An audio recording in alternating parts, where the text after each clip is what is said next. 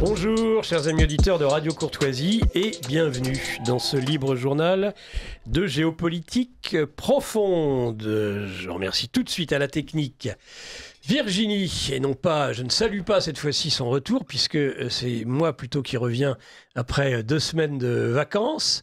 Donc je suis content néanmoins de tous vous retrouver, évidemment, que ce soit Virginie Nini Vlam à la technique ou que ce soit Patrice, que nous avons aussi évidemment, lui toujours fidèle au poste.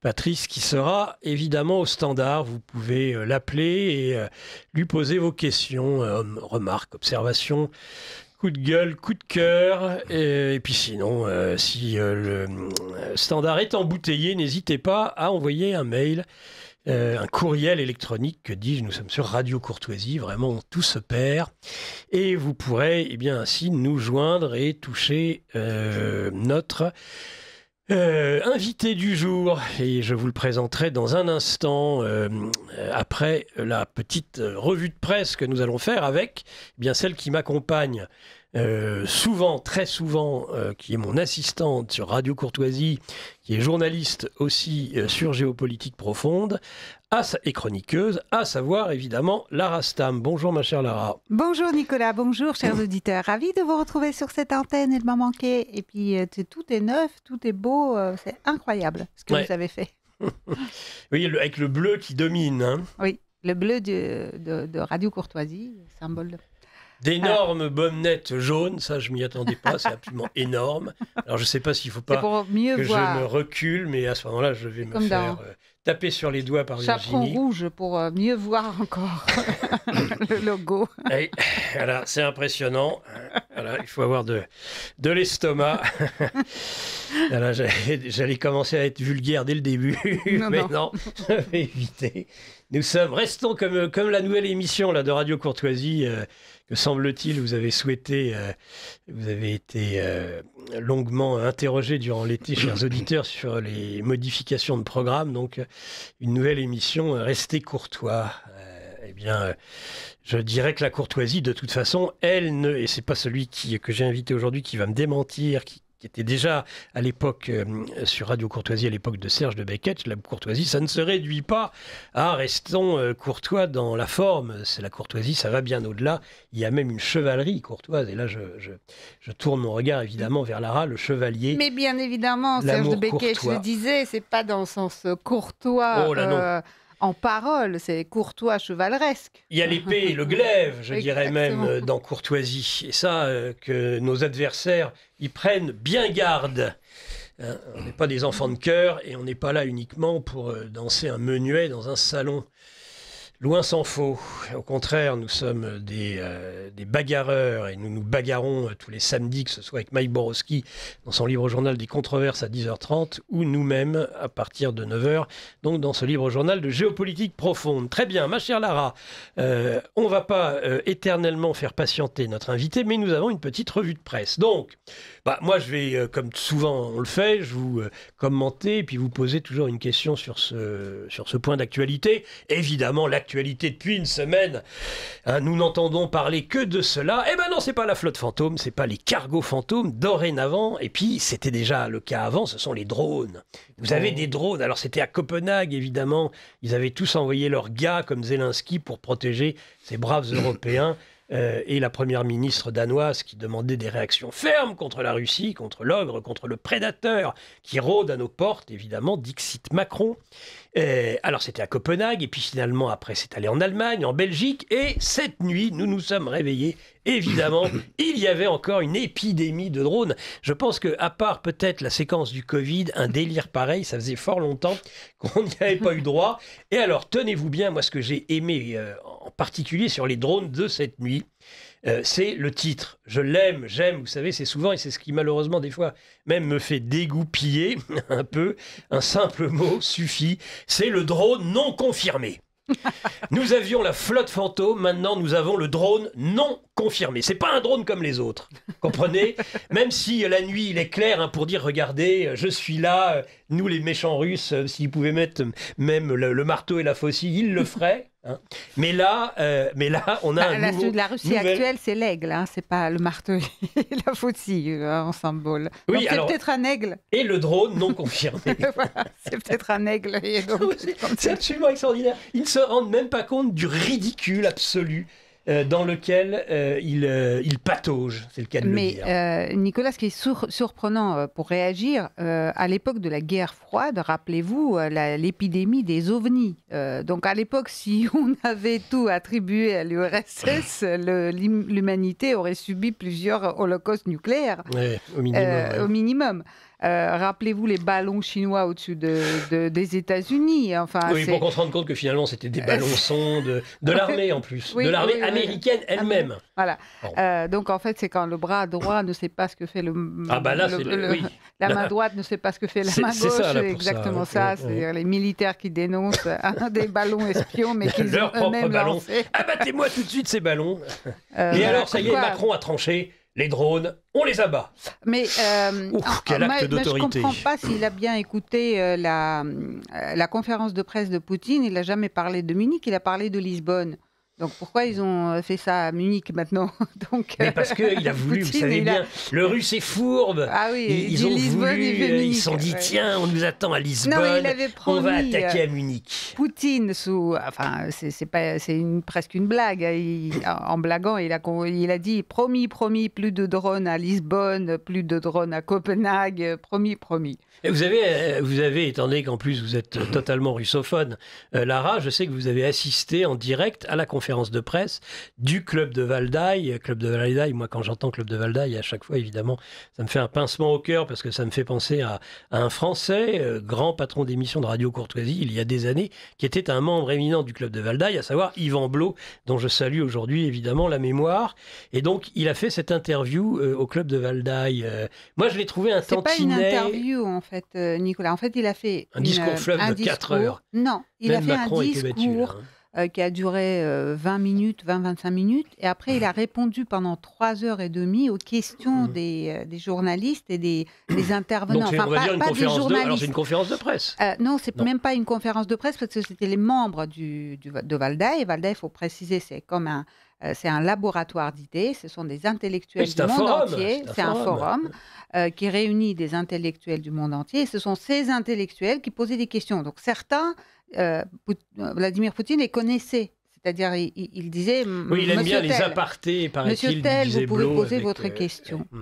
Et rien n'était préparé parce qu'on voyait bien que ça passait du coq à l'âne, les questions. Donc, en fait, il y avait un Sud-Américain qui posait une question, suivi d'un Indien. Ensuite, ça revenait sur un thème européen. Donc, ça partait un petit peu dans tous les sens. Et à aucun moment, cet homme, durant 3h30, n'a eu besoin de consulter un papier, de regarder un support quelconque, avoir une forme de... Et il a répondu à chaque fois. Alors moi, je l'ai trouvé un tantinet nerveux, énervé. Je pense qu'il en a ras-le-bol. Mais vous ne pouvez pas faire comme sur LCI, là, c'est pas possible. Rappelez-vous ce qu'ils ont dit, c'est Ceausescu en fin de règne. Non, mais ça, c'est une Ukrainienne. Une Ukrainienne, c'était sur BFM, je crois. Oui, c'est ça. Oui. Non, en fait, il était pas... Non, mais un tantinet nerveux parce que je pense qu'il en a ras-le-bol. Oui. Il y a de quoi, oui. Puisque nous passons notre temps à leur reprocher, ni soit qui mal y pense, mais tout et n'importe quoi. Oui. Donc je pense qu'à un moment donné, c'est bon. Voilà, je vous confirme qu'il n'était pas, comme d'habitude, lors de ces exercices où je pense qu'il y a une préparation très, très, très importante derrière, parce qu'on ne peut pas, ce que je décris, 4 heures face à un public averti, non pas juste des phrases toutes faites qui se posent. À un moment, il y a un Chinois qui a parlé russe tellement bizarre, avec un accent russe, avec... mais vous savez que le commandant du bateau fantôme était chinois. C'est un complot sino-russe. Macron tremble. Ouais. Mais pas que le commandant, son adjoint aussi. Donc les deux sont chinois. Ouais. C'est le péril jaune. On est foutus. Vite, ma dose, mon masque. Non, c'est pas ça. Là, c'est autre chose. C'est une autre séquence, mais c'est pareil. C'est la même quand même comme les sociale. variants de Covid. Hein. C'est Omicron, machin. Maintenant, on a Poutine version guerre hybride des cyberattaques. Actuellement, vous voyez même, il y a plusieurs variants en même temps. C'est-à-dire, vous parlez de cyberattaques en même temps dans Lot-et-Garonne. À côté, il y a le drone à Munich. Tout ça, maintenant... À Mourmelon, il y avait des drones il y a une semaine. Des drones russes. Voilà. C'est M. Nicolas Tenzer qui l'a dit. M. Nicolas Tenzer, il a dit c'est un drone russe. Oui. Il nous teste. Oui. Tous ces gens-là qui ne savent pas identifier comment s'est allumé le feu à Notre-Dame sur leur sol, en plein cœur de Paris, ils savent que lorsqu'il y a une lumière dans le ciel, c'est un drone russe. Mais le drone n'est pas arrivé à l'aéroport, qu'on sait déjà que c'est un drone russe. D'accord. C'est extraordinaire. Sans preuve. Ils le disent d'ailleurs, on n'a pas la preuve, mais on le sait quand même. Est-ce qu'en Russie, il y a un gouvernement oui, qui n'a pas bougé depuis, qui est le même depuis un certain temps, oui. D'accord. Parce que vous savez qu'en France, nous, on n'a pas de gouvernement. Bon, tout le monde s'en fout, semble-t-il. On pourrait éventuellement ne pas avoir... Enfin si, on a un gouvernement démissionnaire. Zombie. Voilà. Retailleau, ministre zombie de l'Intérieur. Oui. Ouais. En fait, c'est pour rire, mais c'est Benjamin Morel, le grand constitutionnaliste, qui les a appelés le gouvernement zombie, en disant constitutionnaliste de plateau. Voilà, c'est-à-dire qu'on a des médecins de plateau, des généraux de plateau, et maintenant on a des constitutionnalistes de plateau. Et vous avez M. Morel qui nous explique qu'en fait on ne peut pas voter une censure contre un gouvernement parce qu'on ne peut pas voter contre les morts vivants, donc des zombies. C'est lui qui le dit. Donc voilà, on a un gouvernement de zombies, un gouvernement qui est censé expédier des affaires courantes, mais qui étrangement prend parole, annonce des mesures. C'est assez hallucinant et inédit. Et Poutine l'a souligné. Il a dit que tous ces pays qui s'excitent sont tous des pays qui ont des problèmes internes, des problèmes nationaux qui sont très très difficiles à surmonter et il leur faut un ennemi extérieur. Donc, quand ce n'est pas le Covid avec Frankenstein, c'est Poutine avec des drones.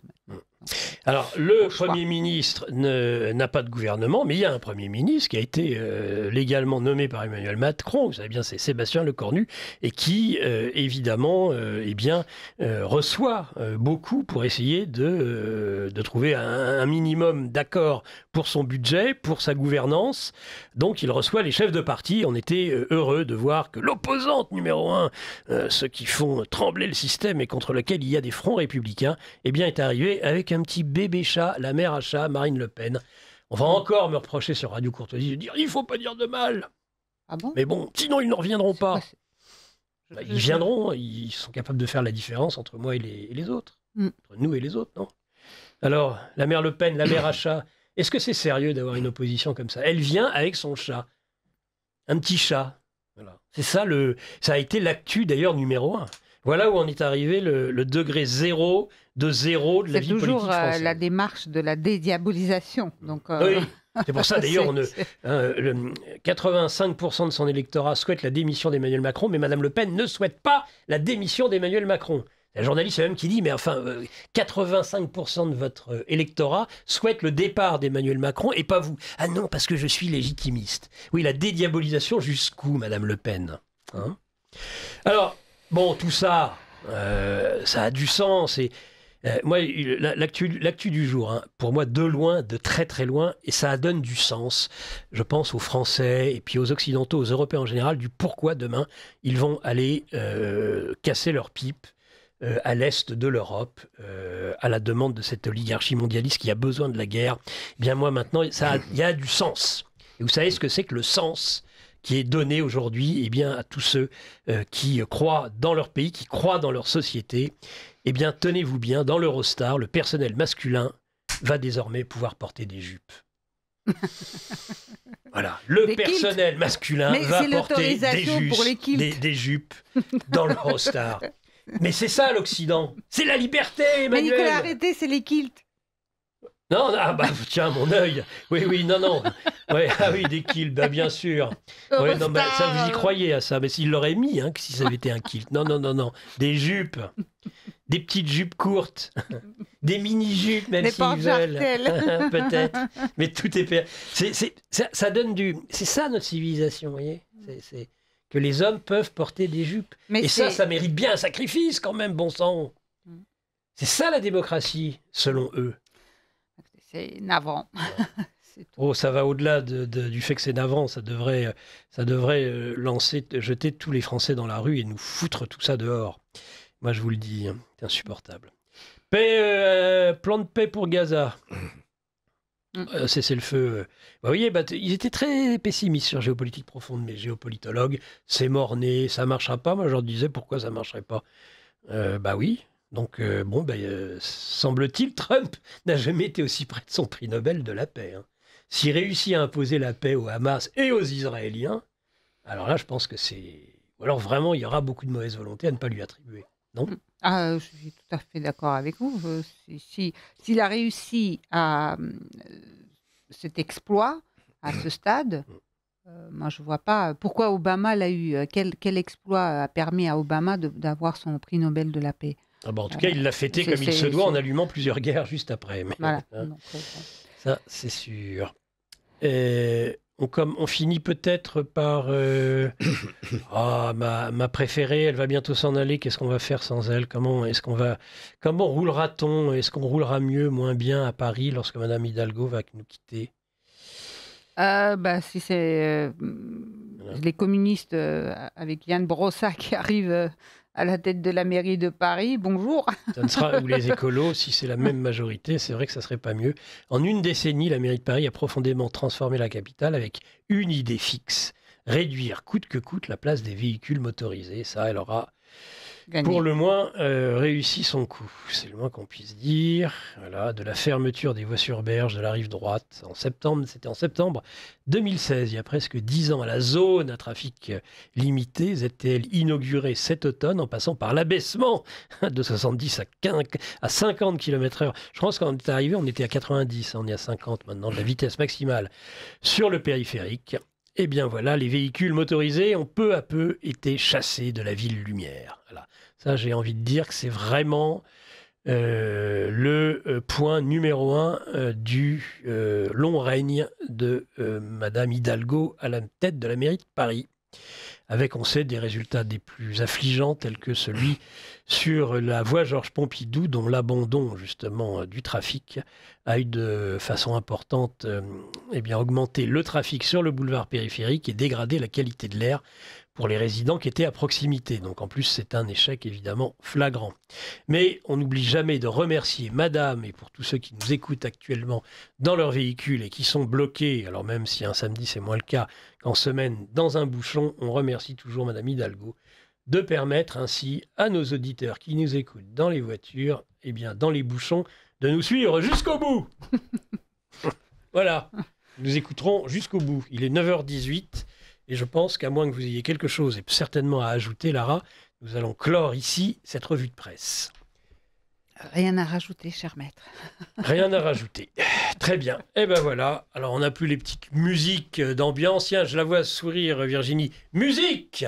Alors, est-ce que ça pourrait marcher, ça ? Tiens, le grand angle que j'ai repris pour d'autres types d'émissions sur Géopolitique Profonde. Allons-y. Instantanément ou presque retrouvé. Bravo, bravo à elle. Eh bien, c'est... Ainsi, so sprach Zarathustra. Zarathustra, voilà. C'est exactement ça. Merci Lara de ce rappel. Parfait. Eh bien écoutez, Lara, je crois que vous allez nous laisser, après cette petite revue de presse. Je reste dans les parages. Cancaner à la technique de Radio Courtoisie, parler, puis cancaner évidemment positivement et courtoisement évidemment. Voilà. Vous nous laissez, et vous me laissez surtout, et vous nous laissez les auditeurs de Radio Courtoisie.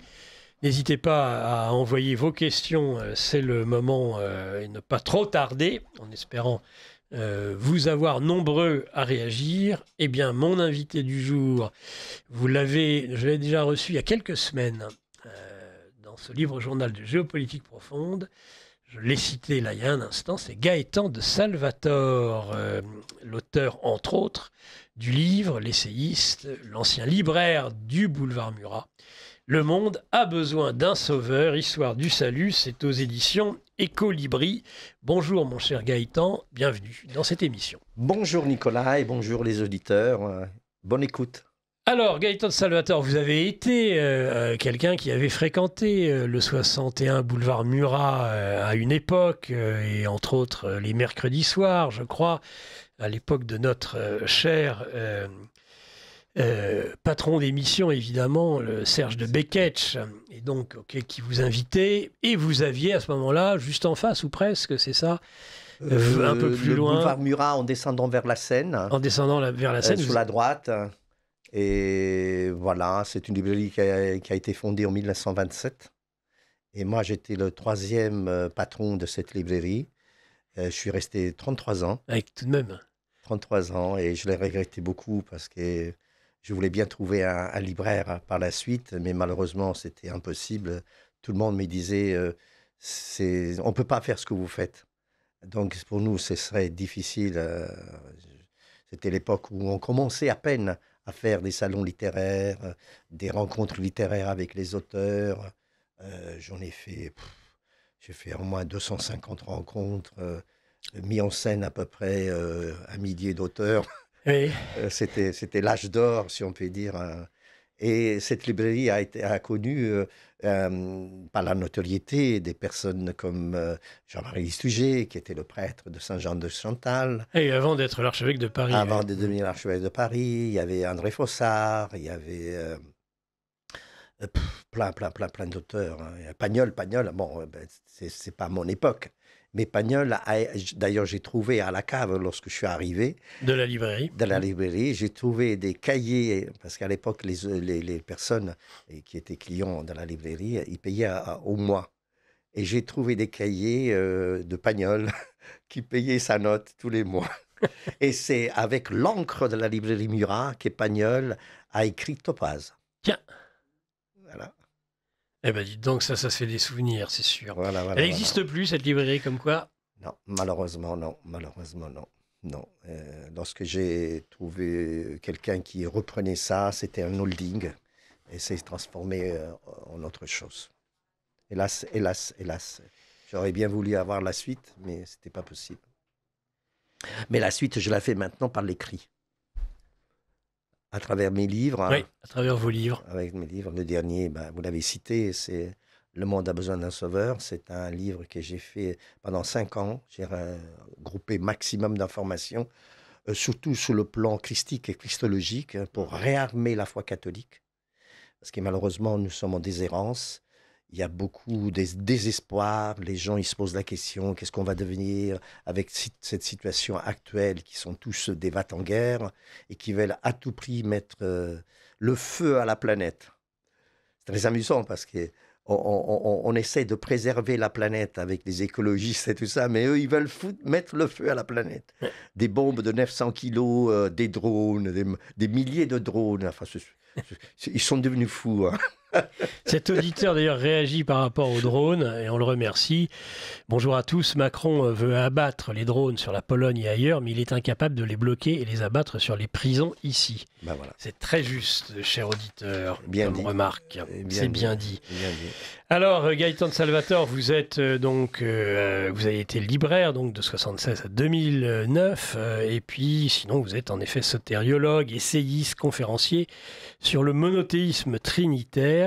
Et outre Le monde a besoin d'un sauveur, vous aviez écrit évidemment, mais alors ça c'est un autre sujet, Paris-Auteuil, puisqu'on est sur la région sous les bombes, septembre 1943. Et puis sinon un autre livre aussi, La foi retrouvée, que Jésus soit reconnu pour vrai. Oui, il y a plus de 10 ans. Oui, le premier, c'est Paris-Auteuil sous les bombes, c'était en 2000. C'est un livre, j'ai eu l'occasion, lorsque on a fêté les 70 ans de la librairie, j'avais fait une fête autour dans la librairie, hein, j'avais bloqué la porte de Saint-Cloud, avec le monde qui venait de toutes parts. Il y avait 5000 personnes qui sont arrivées. Ah oui, tout de même. Ah oui, c'était énorme, hein, la mairie, tout le monde était sous le pont. Hein. Et même, je me rappelle que le Carrefour nous avait donné des petits fours, hein, ah oui, pour nous participer à cette grande fête. Et donc, c'était un moment délicieux. Et ce jour-là, il y a une dame qui se présente et qui nous dit, vous savez, moi j'ai des petites photos du débarquement des Américains quand ils sont arrivés, parce qu'ils sont venus par l'Est. Et donc, ils sont descendus à la porte de Saint-Cloud. Ouais. Et des petites photos en noir et blanc, toutes petites. Et moi, j'ai dit, c'est formidable. Il y a 80 photos de cette manière-là. Puis en plus, il y avait... Parce que vous savez que Paris a été bombardé par les Anglo-Américains. Et il y a eu près de 600 morts. Personne n'en parlait. Hein. Et j'ai eu la chance de retrouver le rapport de police de l'époque. Et du coup, j'ai fait un livre avec les photos et tout ça et tout ça. Et ça m'a permis justement de donner un peu corps à cet événement qui n'existait pas. Hein, personne n'en parlait. Hein. Après, j'ai été invité par TF1 et tout ça. Et après, j'ai écrit Le Monde La Foire retrouvée. Oui, La Foire retrouvée, que Jésus soit reconnu pour vrai. Voilà, c'est un livre plutôt global, généraliste. Je me suis appuyé sur certains passages de l'Évangile pour expliquer que l'Évangile, rien que l'Évangile, dans le texte précis, utile pour notre époque. Ça fait quand même un moment que je l'ai sorti. Et là, je viens de sortir celui-ci, Le Monde a besoin d'un sauveur. Alors, par contre, c'est un livre de 700 pages. Ah oui, alors c'est un pavé 1,2 kg, c'est ça? 1,450 kg. Ah, 1,450 kg, c'est une belle somme, il est magnifique. Voilà. Vous me l'avez dédicacé et je vous en remercie, bien sûr, chaleureusement, mon cher Gaëtan. Qui est ce livre absolument superbe. Oui, c'est un livre donc non seulement d'écrit, de précis, avec tous les textes référencés, tout ça et tout ça. Il y a même 450 notes de page pour alimenter encore plus le concret, avec près de 500 images couleurs qui ont un trait avec le texte. Il est superbe, et des références de schémas pour indiquer bien. Alors, je balaye tout. Je balaye depuis l'époque sumérienne, égyptienne, jusqu'à nos jours. Évidemment, nos jours sont beaucoup plus cités. Mais pour comprendre ce qui s'y passe aujourd'hui, il faut comprendre ce qui s'est passé avant. Alors, évidemment, c'est Vous avez toujours eu cette passion pour... oui, j'ai toujours eu. Pour la sotériologie. Oui, toujours. C'est-à-dire, moi, il faut dire que je suis un enfant de Padre Pio, si on peut dire, puisque c'était lui qui m'a donné l'envie de connaître le Christ. Ah oui? Ah oui. De quelle manière? Écoutez, moi j'étais petit, évidemment, j'étais un enfant, hein, et lorsqu'on allait à la messe, parce que j'habitais, je suis né à Bari, dans les Pouilles, hein. Maintenant c'est une région qui est très connue. Hein. Oui, touristique. Tout le monde veut y aller, et on y mange bien, on y mange très très très bien. On mange bien en Italie. Hein. Voilà. Et donc, à l'époque, dans les années 70, on allait à la messe de Padre Pio une fois par mois, avec le bus. Après, on descendait, on prenait la charrette pour monter jusqu'au Mont Saint-Michel, jusqu'au couvent de Padre Pio, et on assistait à la messe de Padre Pio, qui s'oubliait complètement. Il était toujours en extase. En extase. Sa messe était une sublimation, une sacralité, d'une puissance inimaginable. On ne pouvait pas sortir sans être touché par la grâce sanctifiante de Padre Pio. Donc ça vous a bien sûr profondément marqué. Vous étiez enfant. Vous avez une anecdote, je crois, aussi avec la petite chemise de baptême. Oui, parce que Padre Pio, il passait, donc des fois ça durait 2-3 heures, la messe. Et un jour, il avait le sang qui coulait de ce... Il est stigmatisé, voilà, bien sûr. Voilà. Et il y a des gouttes de sang qui sont tombées sous ma chemise blanche. Ma mère a donné cette chemise à la paroisse Saint-Antoine de ma ville. Oui. Je ne sais pas ce qu'il est devenu maintenant. Voilà. Et donc, on peut dire qu'il était confesseur aussi. On s'est confessé à lui et tout ça. Vous vous êtes confessé à Padre Pio? Oui. Mais c'était rapide, hein, ça allait très très très vite avec lui. Hein. On n'avait même pas besoin de le raconter les choses. Oui, mais ça, tu l'as déjà dit, ça. Dis les autres qui sont derrière, que tu ne veux pas dire. Voilà. Alors... Je me rappelle, Padre Pio disait toujours, il faut être chrétien jusqu'au bout des ongles. Et ma mère disait, mais Piuccio, parce qu'on l'appelait Piuccio. Piuccio, mais pourquoi vous dites jusqu'au bout des ongles? Et il répondait, pour griffer le diable. Alors qu'on imagine le diable griffer lui-même. Parce que lui, il le voyait tous les jours. Hein. Oui, il venait le tourmenter, évidemment. Voilà. Et maintenant, il nous faut des hommes comme ça. Pour raviver justement la foi catholique, il ne faut pas oublier que le Christ a dit aux apôtres, allez, enseigner, baptiser et sanctifier. Ce mot n'existe plus dans les textes, dans les Bibles. D'ailleurs, beaucoup de Bibles sont corrompues. Eh bien, il n'existe plus ce mot-là. Sanctifier, c'est la finalité d'un baptisé. Et bien, voilà. Aujourd'hui, on sanctifie les hommes d'une autre manière. Oui. Vous voyez ce que je veux dire, LGBT et compagnie. Alors, en leur permettant de se vêtir de mini-jupes dans les trains Eurostar, tout à fait. Alors, le titre de cette émission, Gaëtan de Salvatore, auteur donc de Le monde a besoin d'un sauveur, histoire du salut aux éditions Colibri, c'est le linceul de Turin, c'est pas la chemise de baptême de Gaëtan de Salvatore, petit enfant, c'est plus encore, c'est ce linceul dont vous expliquez bien, c'est pas le suaire, c'est le linceul de Turin qui pour vous veut peut-être cette aide que vous appelez, quand vous appelez de vos voeux justement une rechristianisation du monde, et j'imagine aussi de l'Occident et de l'Europe, eh bien vous pensez en particulier au fait qu'une aide justement pour ce retour de la foi, c'est le linceul de Turin. Est-ce que vous pouvez nous expliquer pourquoi? Jamais une découverte historique n'aurait suscité autant d'intérêt. Ça fait presque 110 ans qu'on cherche à savoir et aller toujours plus loin. Le linceul de Turin, c'est la preuve infalsifiable d'un moment fondateur du christianisme. Même la science aujourd'hui explique le linceul de Turin. Tout a été centré sur le linceul. On a fait des analyses, des symposiums,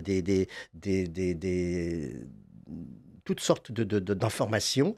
Et aujourd'hui, on peut dire que c'est vraiment le linceul qui a couvert le Christ au moment où il a été retiré de la croix. La croix qui est un signe on peut dire que la croix, c'est un signe, c'est un crime. C'est un crime. C'est un crime, c'est la passion et en même temps, c'est la résurrection.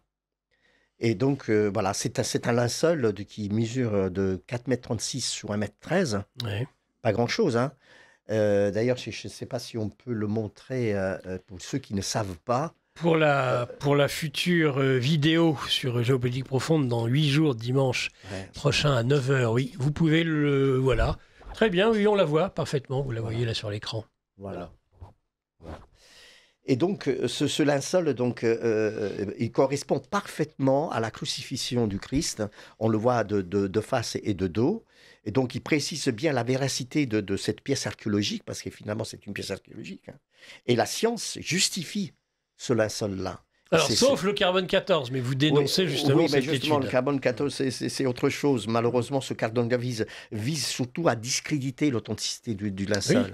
Il ne faut pas oublier que... Mais avec d'ailleurs l'assentiment de l'Église catholique, qui n'a pas cherché spécialement à le défendre, ce linceul. Absolument, le cardinal Ballestero, qui a donné le feu vert pour retirer... alors, on va reprendre de nouveau cette image. Allez-y, montrez simplement. Voilà, cette image. Le carbone 14, le morceau qui a été retiré pour faire l'analyse, il est dans un coin ici, là. Là, on le voit bien. C'est une pièce d'à peine 6 cm. Et c'est à partir de là qu'ils ont défini que le linceul est faux. Oui, enfin qu'il est du Moyen-Âge. Du Moyen-Âge. Mais seulement, il y a une drôle de différence, parce qu'ils l'ont estimé à peu près dans une période entre 1238 et 1430. Il y a quand même une différence de 192 ans. Alors, pour le carbone 14, qui est censé être une véracité absolument, il n'est pas fiable. Donc, on sait très bien qu'à cette époque-là, pourquoi le linceul il a des taches et tout ça. Il ne faut pas oublier que le linceul, il a subi quand même 2 incendies. Une première fois, le reliquaire d'argent qui contenait le linceul a failli détruire complètement le linceul. Et c'est les Clarisses qui l'ont raccommodé pour combler les trous qui se sont faits à cause justement de ces gouttes d'argent qui sont tombées sur le linceul. Et donc évidemment, à cette époque-là, donc au Moyen-Âge, c'est-à-dire en 1533, 32, je crois, quelque chose comme ça. 1532, oui, c'est ça. 1500. Les Clarisses, ils ont raccommodé comme ils ont pu avec les matériaux de cette époque-là. Et les laboratoires donc, de Zurich, Oxford et Tucson, en Arizona, eh bien, ils ont pris ce petit morceau-là, et c'est à partir de là. Et quand on sait que, comme à cette époque-là, on exposait souvent le linceul dans des occasions très importantes, eh bien, il y avait souvent les personnes qui touchaient le linceul pour l'exposer. Eh bien, toutes les époques, il y a eu des pollens qui se sont encrustés. Bien sûr, mais donc, bien sûr. Voilà, mais il y a une petite parenthèse qu'il faut dire. Puis c'est un morceau raccommodé, de toute façon, on sait très bien que c'était totalement bidonné. Et on peut. Alors, est-ce que vous faites partie de ceux qui pensaient même que le bidonnage du CO2, enfin, du CO2, c'en est un autre, du carbone 14, mais c'est aussi une question de carbone, lapsus intéressant. Est-ce que vous pensez qu'il a été voulu, que ça a été recherché, pour histoire de nuire, encore une fois? Sûr. Il ne faut pas oublier que Oxford, Zurich et Tucson, ce sont des fiefs maçonniques. Dans les maçons qui sont derrière. C'est une des grandes thèses de votre livre, d'ailleurs. Oui, voilà. Moi, je l'explique dans le livre. Dans le livre. Parce que le carbone 14 ne peut pas être une affirmation sûre, puisqu'il y a des dépôts de moisissure et de carbone de calcium. Donc, il ne couvre pas. Le procédé ne marche pas. Mais ça fait rien, ils l'ont fait quand même pour disqualifier le linceul et le jeter presque. Voilà. Et donc, c'est ça et la campagne médiatique de l'époque, en 1988, a été désastreuse. Les gens qui n'avaient pas les informations utiles, tout le monde se dit oui, bah d'accord, écoutez. Et quand on sait que déjà en 1988, il y avait une forme de déchristianisation, donc, les médias, ils ont fait bien leur travail. Voilà. Et c'est ça Alors, quels sont les éléments que vous retenez qui démontreraient qu'en effet, une démarche scientifique prouve le fait que ce linceul était un linceul qui a reçu le corps du Christ? Tout simplement parce que moi j'ai retrouvé, enfin je ne suis pas le seul, il y a beaucoup de scientifiques et autres, il y a eu un symposium qui s'est fait dernièrement, ce qu'on appelle le symposium en 1900, récemment, 1982 je crois, oui, le CELT. 1993, le CELT, le Symposium scientifique international de Rome, qui a expliqué justement avec 72 scientifiques. Alors, petite parenthèse, et ça c'est à retenir, ces 12 se sont convertis et 4 sont devenus des moines. Et 4 sont devenus des moines. Miracle. Miracle de la foi. Donc, miracle de la foi. Donc, on voit très bien que donc, si on regarde un peu l'historique du linceul, on sait très bien que le linceul, il date de 33. De 33 à 65, il se trouvait à Jérusalem. Après, la relique du Christ a été recueillie et conservée par l'Église primitive de l'époque, après la passion et la résurrection, bien sûr. On comprend d'ailleurs que ce linceul, quand il y a cette résurrection, va être une pièce qui va falloir... Pièce maîtresse. Pièce maîtresse. Pour l'ensemble de la première communauté chrétienne. Donc qu'ils y tiennent comme à la prunelle de leurs yeux et qu'ils le conservent, ne paraît pas totalement illogique et incohérent, irrationnel. Ouais. Les négationnistes, ils sont très forts, ils veulent à tout prix, mais malheureusement, là, l'histoire est beaucoup plus forte que leurs propos. Et on sait très bien que la tradition dit bien que c'est à la Vierge Marie qu'on lui a donné le linceul, il a récupéré, que par la suite il a confié aux apôtres, et sont promenés pour justement justifier et donner ce corps à leurs paroles par cette preuve infalsifiable qui est le linceul du Turin. Mais dont il n'avait pas sur cette pièce de linceul, il ne savait pas ce qu'on allait y retrouver ensuite par le biais de la technique scientifique. C'est ça, exactement. Mais sous l'historicité, je voudrais citer ce passage très important. Je l'ai trouvé dans les originaux syriaques, l'histoire de l'image d'Édesse au Xe siècle. Hein, on parlait de l'évangélisation donc déjà, et c'est le grec Thaddée, un des 70 disciples du Christ, qui amène ça au roi Abdgar V, parce qu'il était malade, il était à la mort, il avait la peste. Et c'est en voyant cette relique qu'il est sauvé. Le simple fait de l'avoir. Voilà, le simple fait de la... il explique très bien, je peux même citer Abgar le vit venir d'une certaine distance, à une certaine distance et pensa qu'il voyait une lumière qui brillait sur son visage qu'un œil ne pourrait supporter. Abgar demeura muet de stupeur devant l'insupportable rayonnement de cette lumière et ainsi, en recevant l'image des mains de l'apôtre Thaddée, il se sentit immédiatement que sa lèpre se purifiait et s'en allait. Il avait attrapé la lèpre. C'est historique, ça. C'est dans les textes originaux syriaques. Alors, derrière, vous avez, il y a ce clown de... Moi, j'ose le dire. Offray, vous savez, Michel Offray. Oui, celui qui considère que l'historicité du Christ, la conteste. Alors qu'il y a Tacite, Suétone, il y a tous les grands témoins de l'époque qui le confirment. Et puis il y a quand même le texte de Pilate conservé au Vatican qui explique très bien. Donc il n'a pas fait bien son travail, ce brave garçon. On ferait, oui. Voilà, oui, mais c'est un imposteur, D'ailleurs, on le voit de plus en plus maintenant qui s'affiche ouvertement pour le soutien. Voilà. Bon, enfin. Le soutien le soutien avec ce qui se passe avec Israël et parce qu'il s'est aperçu qu'il a des origines israélites dans sa famille. Offray, oui, il l'a dit. Hein, je crois qu'il a participé dernièrement à un congrès à Jérusalem devant des rabbins et c'est comme ça qu'il dit « Ah, je suis fier d'être ici parce que, etc. etc. » On trouve la vidéo, hein, si les gens ils veulent prendre la peine pour regarder. Hein, voilà. Alors maintenant, ça y est, voilà, il affiche aussi, vous savez, le petit truc jaune là, sous la poitrine. Ça, c'est en soutien à l'Ukraine, non? Voilà. Il est formidable. Et puis après, nous avons, en 944, l'historien byzantin Jean Slit relate la translation de l'image d'Hadès à Constantinople, dans la chapelle de Pharos, et avec d'autres reliques. Donc déjà 944. Et surtout, nous avons le Codex de Près. Le Codex de Près, c'est un ancien manuscrit qui se trouve actuellement en langue hongroise, qui se trouve actuellement à la bibliothèque de Budapest. Tout le monde peut le consulter. Enfin, il faut faire la demande, bien sûr. Hein, qui est historique, hein, officiel. Hein, on peut pas... C'est confirmé, c'est une certitude absolue. Hein, donc, datant de 1192, 1195 à peu près. Hein, et donc, la date est bien antérieure de Carbone 14. Bien sûr. Voilà.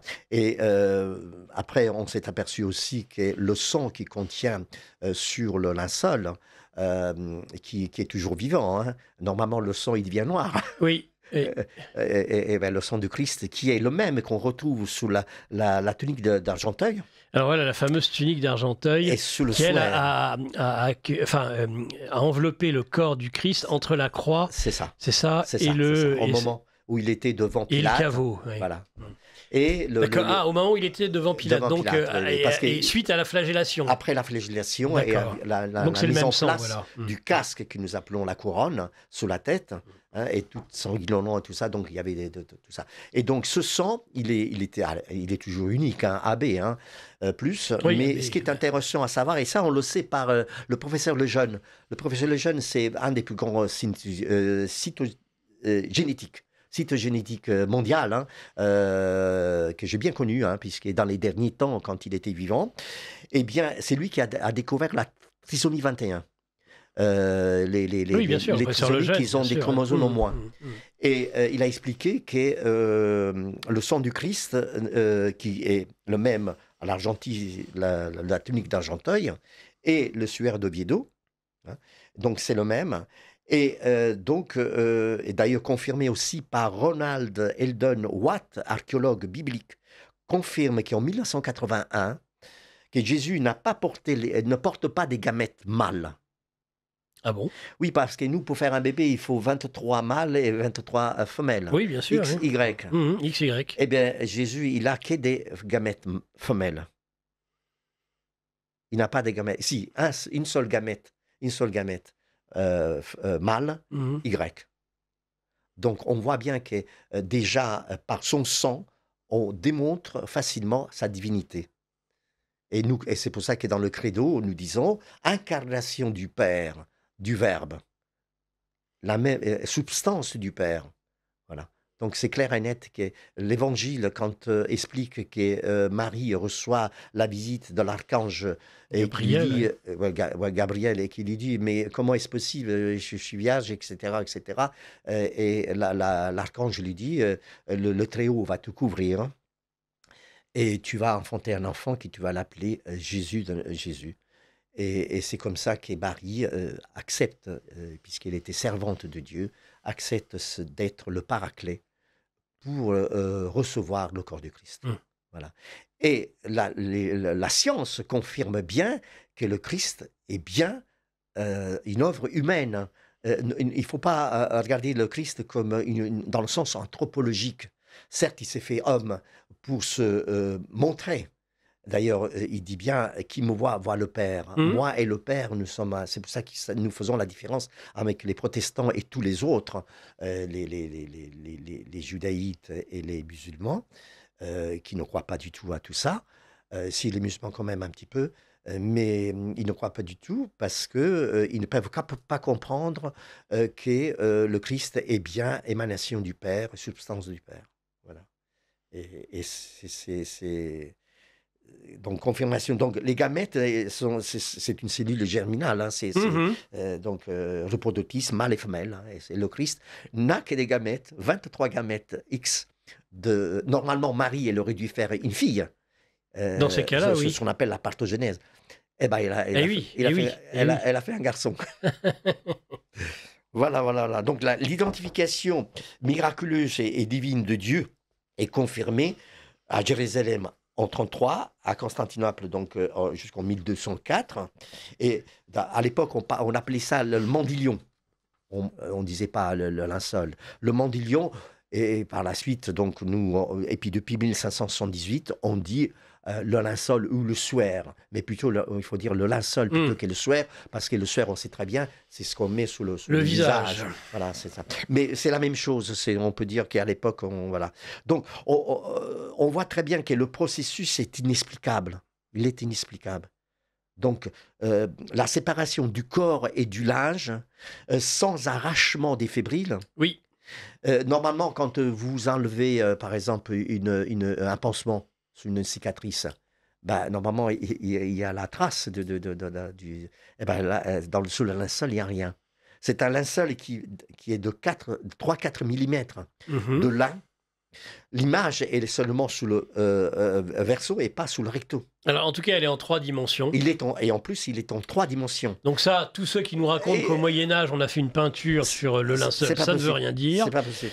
3 dimensions, et puis cette espèce de rayon gamma ou je ne sais quoi, rayon qui va venir imprimer en quelque sorte le linceul. C'est ça, exactement. Alors, écoutez, ce que je vous propose, en même temps que je regarde les questions qui affluent, n'hésitez pas, chers auditeurs, à envoyer vos questions et à appeler notre chère Patrice qui vient juste de passer me voir justement dans le studio. Je vous propose, puisque je vois qu'on m'observe en technique, va-t-il enfin lancer le bobino? Allez, bobino. N'est-ce pas, mon cher Gaëtan, c'est aussi votre cas, vous soutenez Radio Courtoisie, radio que vous connaissez depuis longue date. Maintenant, vous étiez invité donc par Serge de Beketch, le Gaëtan de Salvatore. Donc, je rappelle son livre « Le monde a besoin d'un sauveur, histoire du salut », Colibri Édition. Et puis, vos autres ouvrages, La foi retrouvée, Que Jésus soit reconnu pour vrai en 2012, ou Paris-Auteuil sous les bombes, septembre 43. Tiens, en parlant de Paris-Auteuil, j'ai un auditeur. Est-ce qu'il vous a pas mal compris aussi, cet auditeur? Qu'est-ce qu'il dit? Bonjour messieurs, chers amis.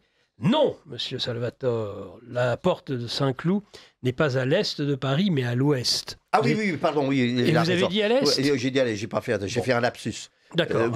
Vous avez parfaitement raison. C'est à l'ouest, ils sont passés par l'ouest. On remercie notre auditeur. Les Anglo-Américains, oui, ils sont passés par l'ouest, oui. Voilà, oui, d'avoir... Parce qu'ils bombardaient les usines Renault et Citroën, ils sont passés, oui. J'ai fait un lapsus. Très bien. Mea culpa. Reconnu. Mea culpa, maxima culpa. Un autre auditeur, souvenons que l'affaire de l'U2 abattue au-dessus du RSA 160 des survols réciproques de territoire ne sont pas vraiment une nouveauté. Certes, c'est pas une nouveauté, mais aussi il y a parfois tout simplement pas de survol du tout. Bonjour messieurs, nous explique Françoise, qui souhaite rester anonyme, mais c'est pas grave, je l'appelle quand même Françoise. Je prends votre émission à l'instant, ma réflexion, elle vaut ce qu'elle vaut. Mon indifférence est totale face aux négationnistes. Je me moque de ce qu'on pense sur ce pauvre linceul. Donc là, le négationnisme, ça concerne le linceul. Hein. Cet acharnement à vouloir qu'il soit faux me prouve que ce linceul est vrai. Les autres religions ne cherchent à rien prouver. Ils croient, un point c'est tout. Ma croyance est identique, je crois, un point c'est tout.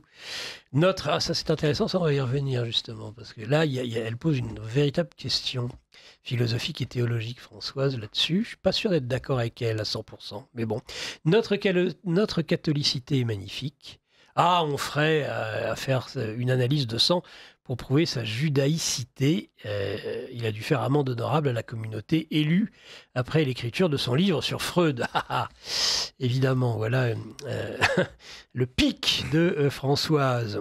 Merci pour cette belle émission que je vais devoir réécouter. Je suis en retard. Toujours passionnément, Monsieur Stocker. Merci à votre invité. Merci à vous, Françoise. Oui, Françoise, ce qu'elle nous dit, c'est que finalement, la foi n'a pas besoin on a la foi, un point c'est tout, donc elle s'en fiche, qu'il y ait des négationnistes. Et vous dites, c'est un signe pour notre temps. Donc, en quelque sorte, c'est quand même quelque chose qui peut aider, je dirais, au retour à la foi. Moi, je suis assez d'accord avec ça. Mais j'aimerais peut-être que vous développiez un peu par rapport à ce que notre auditrice, elle, présente, c'est-à-dire l'important, c'est d'avoir la foi, point barre. Souvent, j'entends quand je fais des conférences, les gens disent « écoutez, moi je suis catholique, hein, donc je n'ai pas besoin de savoir et que ça me suffit comme ça. » Si les apôtres et les disciples du Christ avaient tenu ces propos-là, aujourd'hui, on ne parlerait pas de christianisme et de catholicité. S'ils ont fait du prosélytisme, c'est justement parce qu'ils voulaient partager cette foi et ces paroles du Christ au monde entier. C'est vrai, ça. Le Christ a dit « criez-le sur tous les toits. Je suis le chemin, la vie et la vérité. » Il n'a pas dit « je suis un chemin, une vérité parmi tant d'autres. » Je suis la vérité. Lorsqu'il est devant Pilate, et Pilate qui dit « qu'est-ce la vérité ?» Jésus répond « je suis la vérité. » Donc, il faut justement partager. Lorsque Jésus dit aux apôtres « allez enseigner, baptiser et sanctifier », c'est justement ça, c'est-à-dire partager, donner la foi de la seule personne qui n'a jamais versé de sang. Au contraire, il a donné son propre sang pour l'amour de l'humanité tout entière.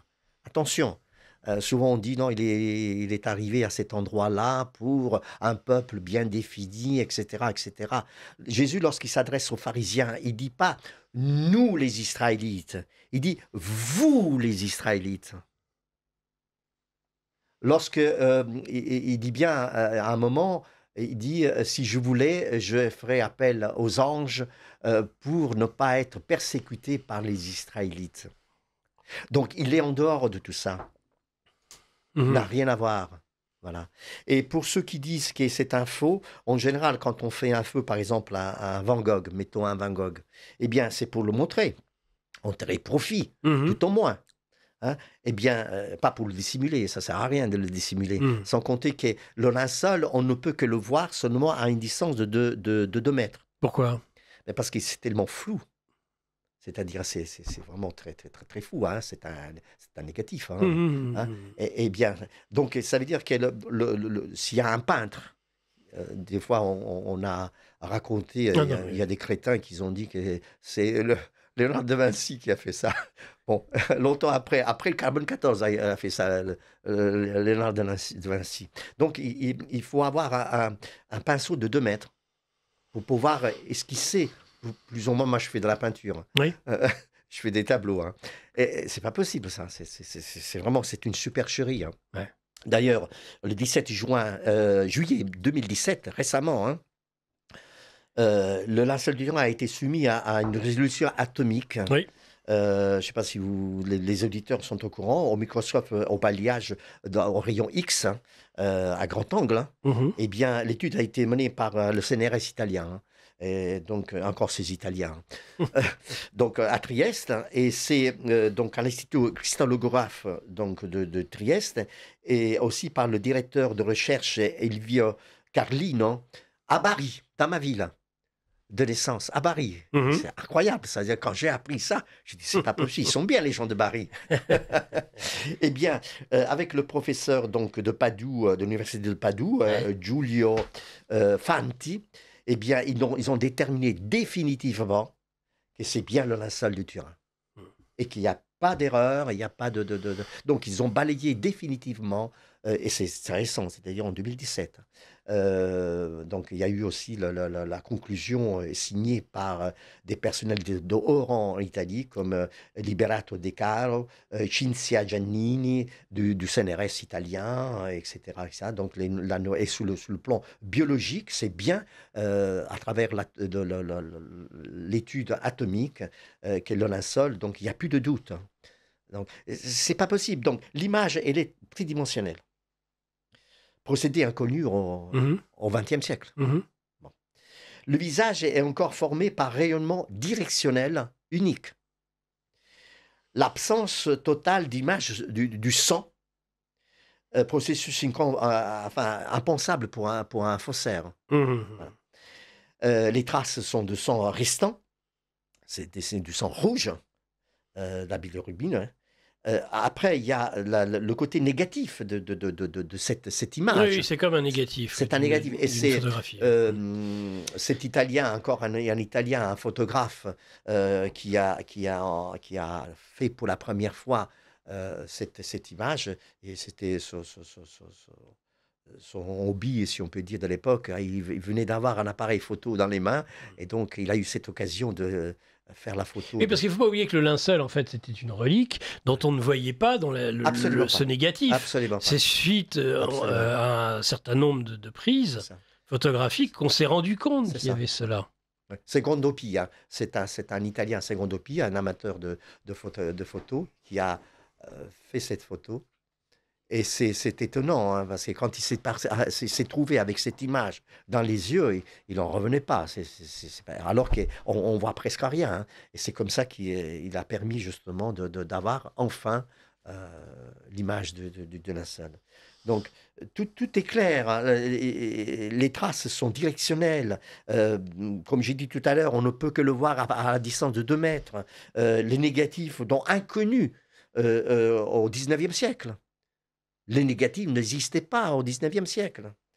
Il n'y a pas d'empreinte de peinture, il n'y a pas d'empreinte de coloration. C'est impossible. Et surtout l'absence de toute trace d'arrachement de fibrilles, du lin et des fibrilles de sang. Ça, c'était inexplicable. C'est inexplicable. Donc, moi, je veux bien que les gens, ils veulent facilement, on sait très bien que... Imaginez-vous à un moment, si on retrouvait une pièce archéologique d'Abraham, de Moïse ou de Salomon. Là, on ne dit rien. C'est ça et pas autrement. Mais là, sur les traces archéologiques de ce linceul, eh bien, on va chercher la petite bête pour essayer de le disqualifier à tout prix. Voilà. Et c'est ça qui est... C'est désespérant. Hein, c'est désespérant. J'ai plusieurs questions d'auditeurs, Gaëtan de Salvatore. Je rappelle votre livre « Le monde a besoin d'un sauveur, histoire du salut » et Colibri Édition. Bonjour à vous, merci pour ces informations importantes sur le linceul. Ma question est, le caveau de Jésus-Christ a-t-il été retrouvé à Jérusalem où il fut mis après sa crucifixion? Normalement, c'est quand on va à Jérusalem. C'est le Saint-Sépulcre. Le Saint-Sépulcre, il est censé être justement le caveau de Jésus. Hein. Sous l'autorité justement des religieux arméniens. Arméniens, voilà, c'est ça exactement. Qui se disputent tantôt les Arméniens, tantôt enfin, ça fait mal au cœur de voir tout ça, cette dispute qui continue toujours. Mais enfin bon, non, normalement le caveau, il ne faut pas oublier que cette église a été à plusieurs reprises détruite, surtout par l'époque où les Mahométans, ils sont arrivés pour récupérer ce lieu. Ils l'ont détruite à plusieurs fois, etc., etc. Mais on peut définir que c'est l'endroit. C'est l'endroit où... Une auditrice qui doute un peu, justement, et qui a la foi pourtant. Bonjour à tous. J'ai cru jeune à l'authenticité du suaire, mais en voyant les proportions, tête longue de type gothique, selon les historiens de l'art, la position des bras trop longs et placés de façon non naturelle pour un cadavre déjà raide sans doute. Et puis pourquoi un linge aussi fin et fragile pour couvrir un corps pesant? Pourquoi des taches de sang alors qu'un cadavre surtout lavé ne saigne plus? Sans parler de la dénonciation des autorités religieuses à l'époque, alors qu'on était beaucoup moins regardant. Le suaire, CF, le suaire de Cadouin. Je croirais bien davantage au miracle de Lourdes ou d'ailleurs. Pierre de Rodjardin. Oui, mais pourquoi pas, hein. Moi, vous savez, la foi du Christ n'impose à personne d'y croire absolument, hein. La grâce sanctifiante, elle arrive ou elle n'arrive pas, hein. Non, mais là, la foi, elle l'a. Par contre, elle a un doute sur le doute, c'est tout ça. Moi, j'ai visité, j'ai vu le linceul, hein. C'est inimaginable. Vous avez des frissons, hein, quand vous vous trouvez devant le linceul et vous vous dites, c'est quelque chose de sublime, hein. C'est inimaginable. Non, ce qu'il faut penser, c'est que l'image, elle s'est installée sous cette pièce-là sous les 2 premières microphiles. C'est ça c'est étonnant. Et donc, c'est le miracle. C'est-à-dire qu'il y a eu dématérialisation. C'est comme si vous prenez un sandwich. Un sandwich. Donc, vous avez le jambon au milieu. Oui. D'accord? Et à un moment, il reste simplement le pain. Mais chose curieuse, dans le linceul, il n'y a pas de trace. Il y a juste l'image qui s'est installée. Et la preuve la plus évidente, c'est Jean-Baptiste Rinaldo, qui est un éminent docteur en biophysique, un maître des conférences à la faculté de Montpellier, qui dit bien que l'image a été créée par une forte radiation lumineuse qui a provoqué une émission de neutrons et de positons, lesquels ont formé l'empreinte par oxydation acide déshydratante des fibres de cellulose. C'est ça. Voilà. Il s'agit d'un rayon de lumière qui a été libéré, et c'est le corps du Christ qui a libéré ça, en une courte seconde. Hein. Il y a des protons rapide, et des neutrons, hein, pas un rayon gamma comme exactement. Le tort de dire au début. Donc l'image ne serait faite sans déformation. C'est-à-dire que quand on veut refaire cette image à la manière de la technique d'aujourd'hui, il y a de la déformation, c'est pas possible. On ne peut pas être précis, net, comme ça c'est sous le linceul de Turin. C'est tellement net, c'est tellement propre. C'est inimaginable une chose pareille. Et donc, il y a eu une projection orthogonale par une puissance de 30 billions de watts. Voilà. Et c'est ça qui a fait l'empreinte. Et que nous, aujourd'hui, nous avons la chance de voir ça. Qui n'était pas d'époque gothique, donc. Voilà. Hein. Non, c'est pas vrai. Quand on regarde le linceul du Turin, il ne faut pas oublier que Jésus, il faisait 1m87. Hein. 1m87. 1m87, c'était un géant à l'époque. Hein. Oui, pour l'époque. La moyenne, c'était 1m52, 53. Hein. Alors, quand il arrive, c'est un extraterrestre. Hein. Surtout qu'il était beau, il était magnifique. Comme il disait Publius Lentulus, ami de Ponce Pilate, une fois il envoie une lettre à Tibère et il dit bien, j'ai ici devant moi un homme majestueux avec les cheveux châtains et les yeux bleus comme sa mère. C'est une lettre officielle, elle existe, hein, elle est consignée au Vatican et tout ça. Moi, j'ai eu la possibilité d'avoir un facsimilé, si on peut dire. Et donc, on voit très bien que cet homme, c'était un géant. Et donc, il dominait totalement, lorsqu'il faisait ses prêches, il dominait totalement, surtout sur la montagne, quand il avait 5-6 000 personnes. C'était impressionnant. Et donc, c'est pour ça que ce linceul, il fait 4 mètres 34 sur 1,13 m. Et donc, c'est pour justement contenir tout son corps du Christ. J'espère que j'ai répondu à cette personne. Écoutez, vous avez répondu en tout cas à votre manière. Une auditrice, vous auriez dit que le sang du Christ aurait des gamètes femelles. Je ne comprends pas bien cette affirmation. Est-ce que vous pouvez revenir sur l'histoire des gamètes?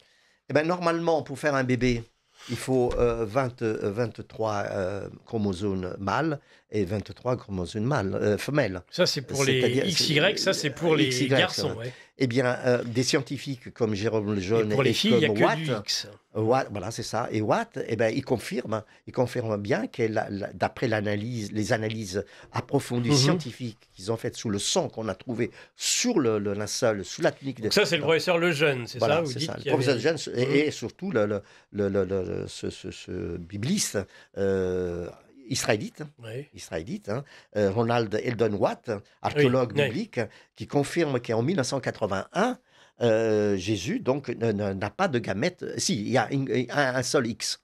Et donc on suppose que c'est un X divin. Mais il n'y en a qu'un. Voilà, il n'y en a qu'un. Rien que ça devrait rassurer tous ces gens-là qui mettent des doutes sur cette affaire-là et permettre justement de dire ça suffit, tous ces négationnistes qui ne veulent absolument... J'ai expliqué tout à l'heure, si par exemple nous trouvons des affirmations concernant Abraham, Moïse et tout ça, je suis sûr que carbone 14, il n'y a pas besoin de chercher à faire une analyse de carbone 14. Un auditeur, là, vous n'allez peut-être pas être d'accord avec lui. Votre invité s'est-il intéressé au cours de cette vie consacrée à la recherche à la convergence entre le sacrifice du Christ pour sauver le monde, péché du monde, et Tikkun Olam, la réparation, le vase brisé de la tradition juive?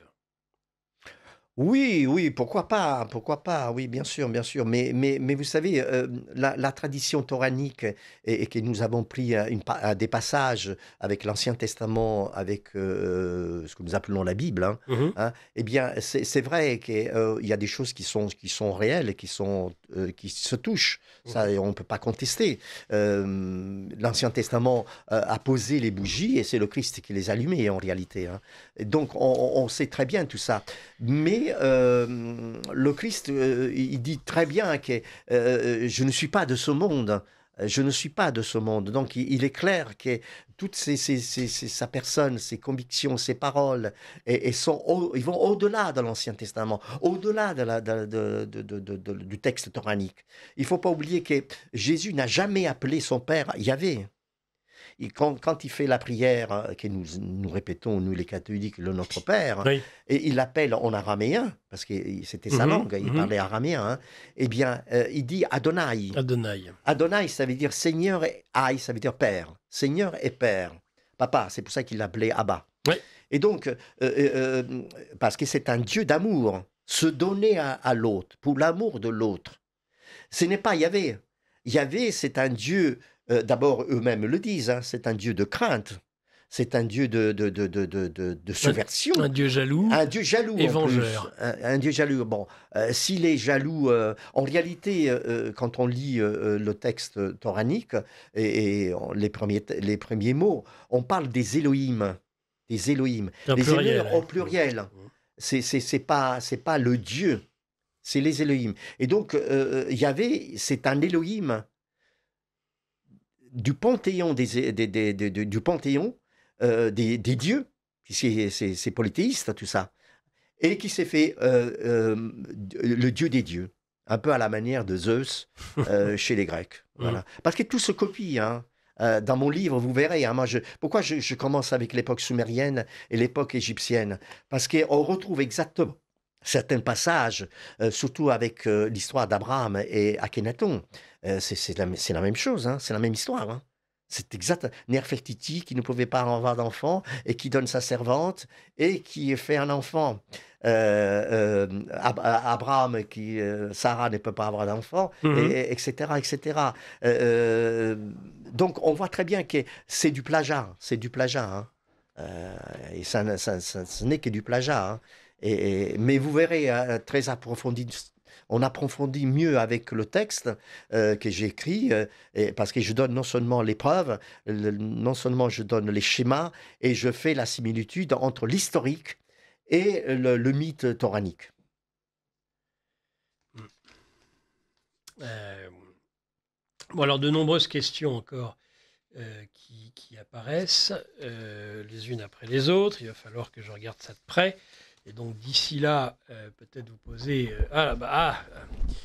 avant la religion catholique, il y avait les dieux de l'Olympe, dit cet auditeur. Le mythe de Dionysos, celui qui est né 2 fois, correspond à l'enfantement du Christ. Dionysos étant, lui, sorti de la cuisse de Jupiter. Donc là, il y a un rapprochement osé, qui était fait aussi d'ailleurs durant la cérémonie d'ouverture des JO, je suis désolé de le dire, entre Dionysos et le Christ. Vous en pensez quoi ? Écoutez, tout ça, vous savez qu'il y a la cérémonie des Olympiades et puis même la cérémonie qui s'est déroulée à Notre-Dame de Paris pour l'ouverture à nouveau de ce lieu. Eh bien, c'est eschatologique. Hein. C'est eschatologique. Hein.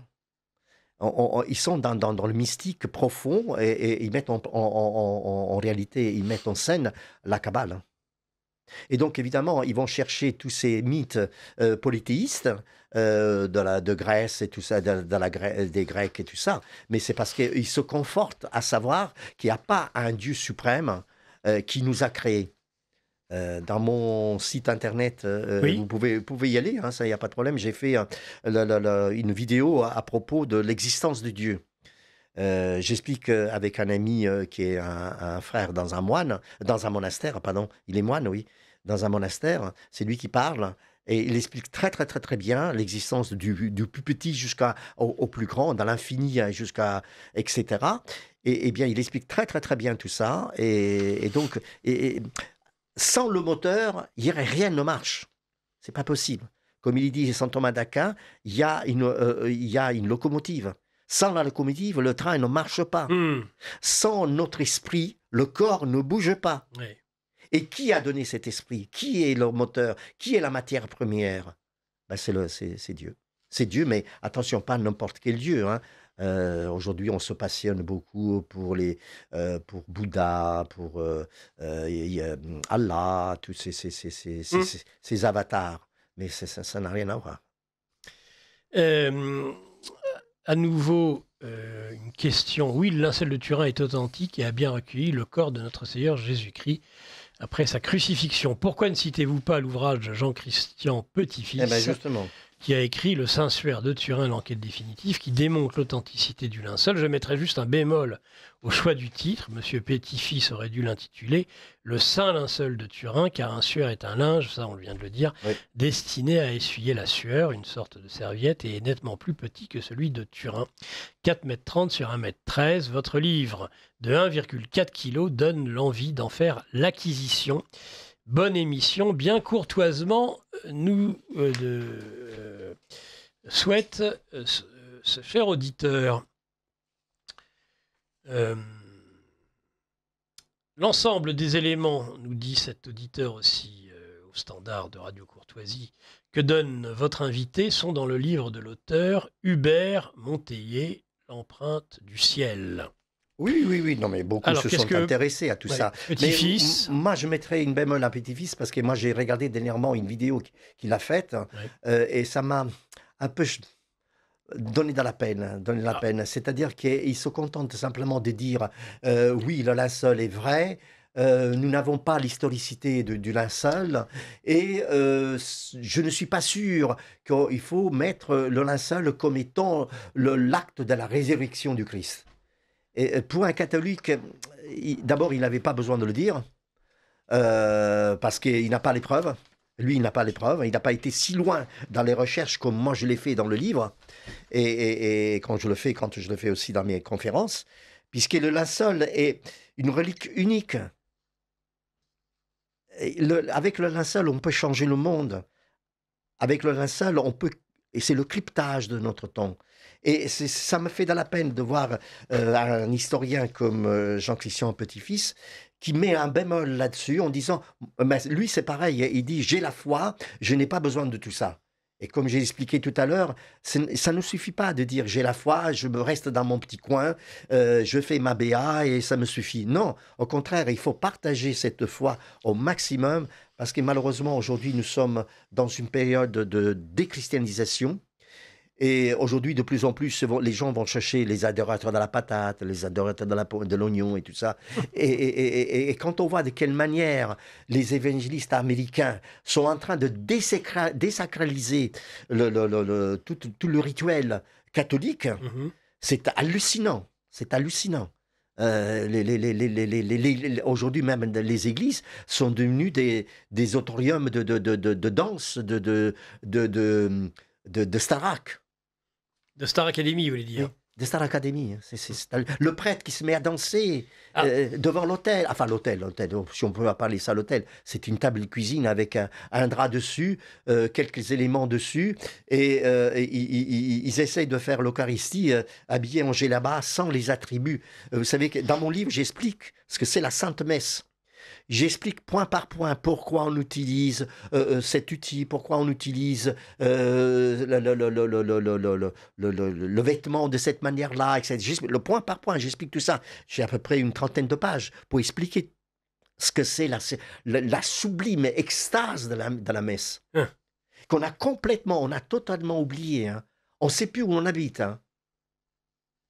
Dernièrement, j'ai assisté comme ça, par curiosité, parce que je suis curieux. Comme je suis SDF, sans diocèse fixe, donc je m'amuse à aller dans des églises pour voir un peu jusqu'où ils vont, à quel point ils arrivent à se disqualifier. Eh bien, je voyais ce prêtre qui bénit une sacristine et qui donne le ciboire pour donner l'hostie aux gens.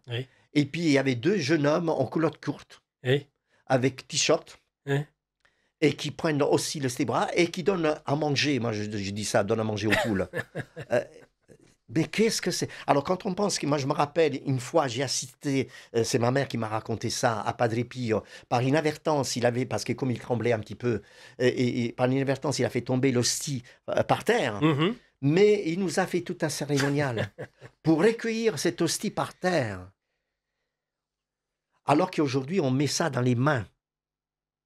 Alors, une fois, il y a un prêtre qui... Oui, on met ça dans les mains. Dans les mains, et puis après, on se met à la bouche. Vous voyez, on le met dans les mains, et puis après, on se le met dans la bouche. Alors, un prêtre, un jour, il me dit, monsieur, mais quand même, qu'est-ce que ça peut vous faire si on fait ça? La bouche, elle est sale, elle sort des mots inconcevables, tout ça et tout ça. J'ai dit, mais oui, mais pour vous, mais pas pour moi. Parce que moi, avant de prendre l'Eucharistie, je me confesse. Donc, ma bouche, normalement, elle devrait... Après l'absolution du prêtre, eh bien, elle est propre pour accueillir justement le corps du Christ. Hein? Et je lui dis, bon, excusez-moi si je me permets de dire ça, je ne sais pas si ça va passer. Et je lui ai répondu, mais vous, quand vous torchez les fesses, vous le torchez avec quoi?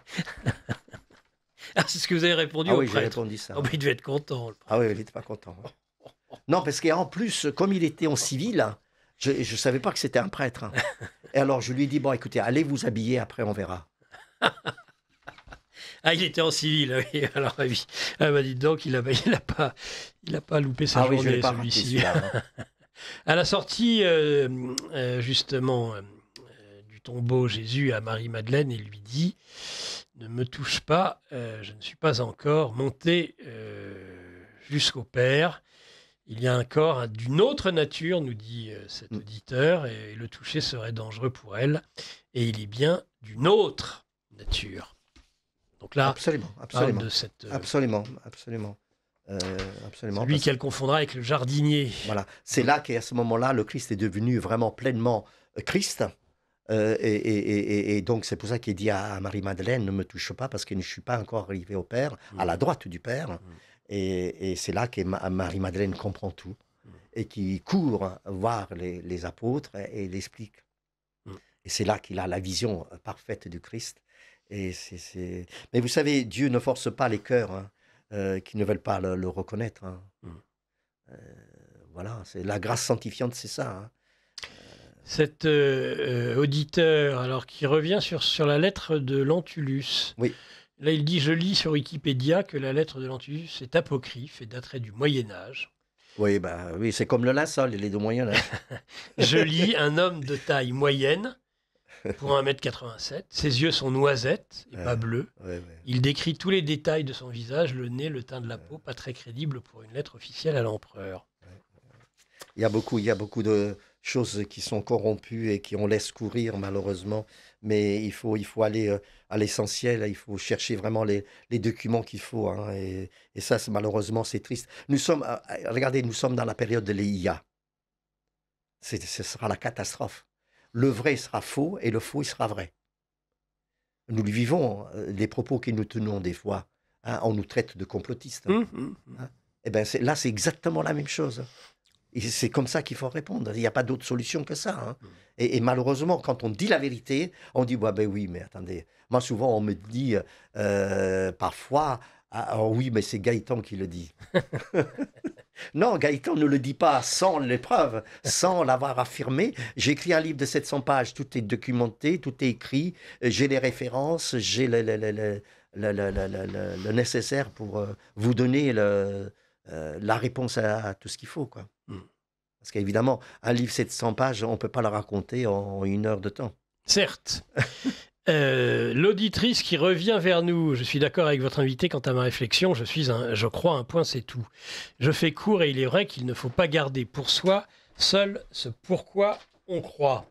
Il est vrai que ceux qui ne croient plus se heurtent à moi.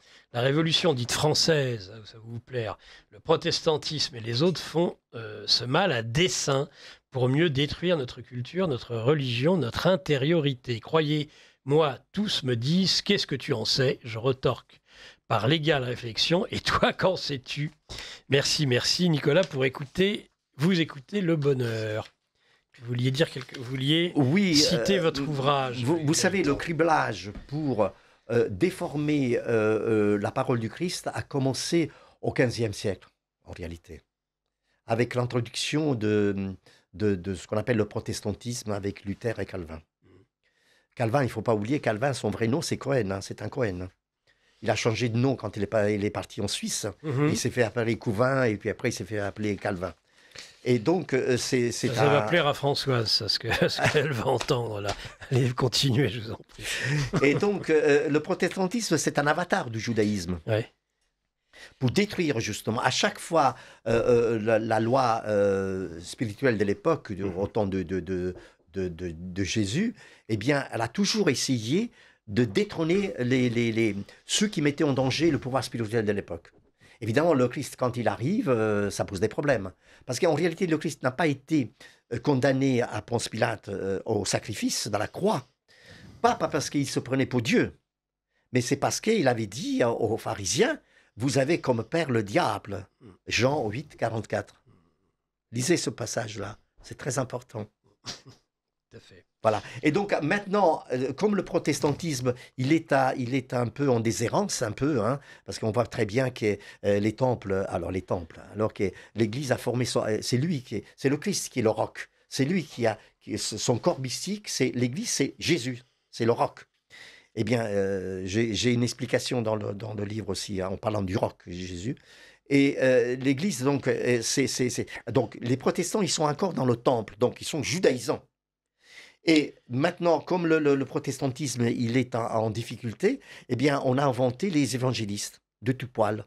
Il y a des chapelles comme chez nous, dans la région, en France, avec les fromages, vous savez. Chaque région, elle a son fromage. Eh bien, les chapelles évangélistes protestantes, c'est ça. Chacun, il sort un beau jour.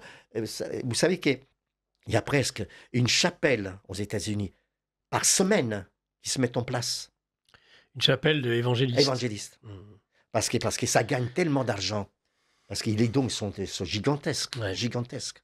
Parce qu'évidemment, les gens, comme il n'y a plus de support essentiel, et donc on croit à tout ce qui se présente dessus. En plus, les évangélistes, ils sont très forts parce qu'ils font de la personne qui est présente dans leur temple une personne autocentrée. Donc, ils se sont glorifiés lui-même. Vous avez vu que des fois, ils se mettent à parler en langue. Alors, c'est très amusant parce qu'ils parlent en langue et il y a quelqu'un d'autre qui traduit ce qu'il raconte.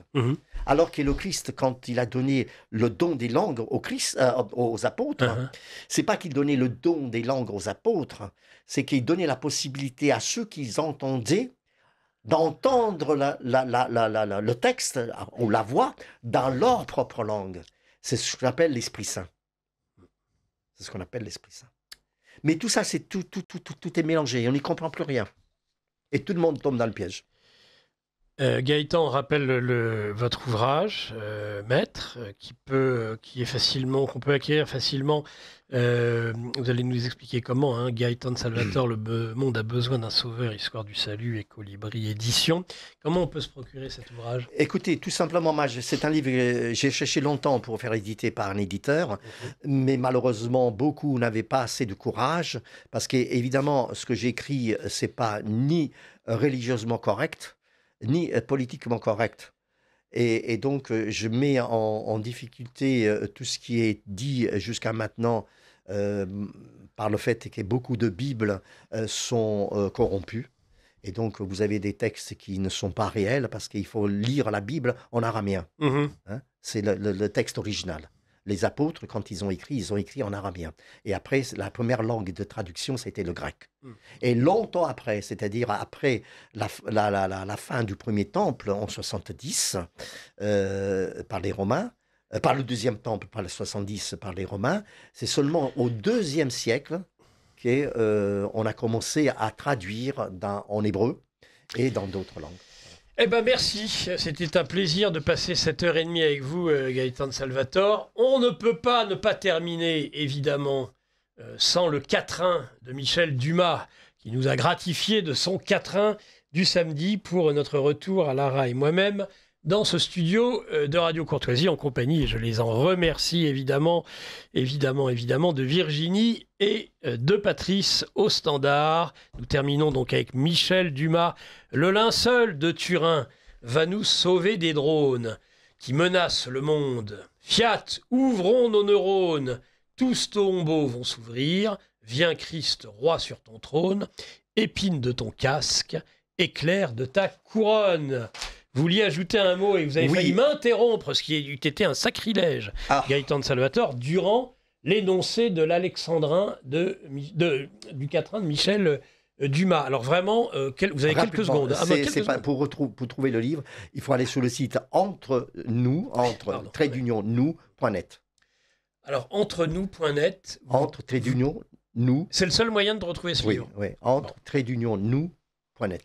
J'espère que vous avez bien entendu, chers auditeurs. Je vous souhaite une excellente journée à tous et je vous dis, pour Radio Courtoisie, à la semaine prochaine. On met un pognon de dingue dans des minima sociaux, les gens ils sont quand même pauvres. Le patrimoine que vous avez accumulé toute votre vie ne servira bientôt plus à rien. L'euro numérique arrive dans moins de 5 ans et avec lui toutes les futures mesures liberticides. L'impossibilité d'épargner, de consommer librement. Si vous ne voulez pas ce futur pour vous et votre famille, Géopolitique Profonde a développé une solution pour vous, la lettre confidentielle. Cliquez sur le premier lien en description pour la découvrir. Ne laissez pas vos élites vous enfermer dans le communisme 2.0.